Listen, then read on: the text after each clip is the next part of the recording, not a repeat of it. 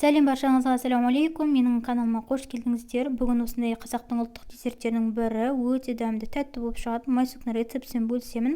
Майсоқты әркім әрқылы дайындайды, бірақ менің рецептіммен дайындасаңыздар өте керемет дәмді болып шығады. Бізге бір кесе тары қажет. Менде осындай орташа көлемде кесе.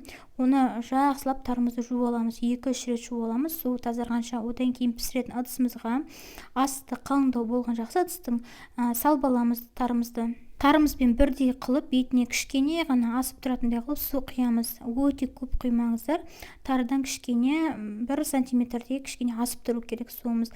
Сарқылдатып қайнатамыз да оны қақпағын жауып, ең төмен отқа қойып, жақсылап суы тартылғанша осылай пісіріп аламыз. Мінекей менде су барлығы тартылды. Енді үстіне тарымен бірдей қылып сүт құямыз. Тарыдан асырмаймыз, тарымен бірдей қыламыз, яғни сүтімізді құйып, жақсылап мінекей. Қазір мен сізге көрсетемін. Мінекей сүтіміздің мөлшері осындай болады. Көп құйып жүрмеңіздер, былшырап кетеді әйтпесе майсөктеріңіз. Одан кейін дәміне қарай қант салыңыздар, 2-3 қасық салсаңыздар жарайды.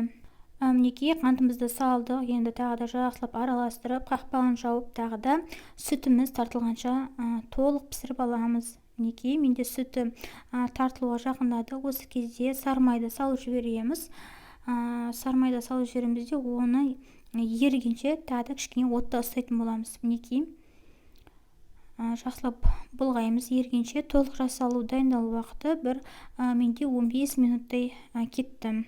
Мінекей біздің майсөгіміз дайын, осындай болады. Майы еріді, өте дәмді болып шықты, ешқандай астына жабысқан да жоқ. Осылай жей берсеңіздер де болады, немесе әдемілеп тарелкеге салып берсеңдер болады. Мен осылай кесеге салдым.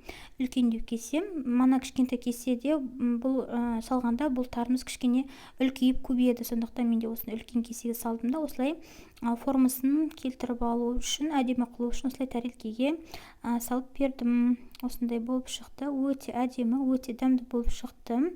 Міндетті түрде рецепті сақтап алыңыздар, лайк басып.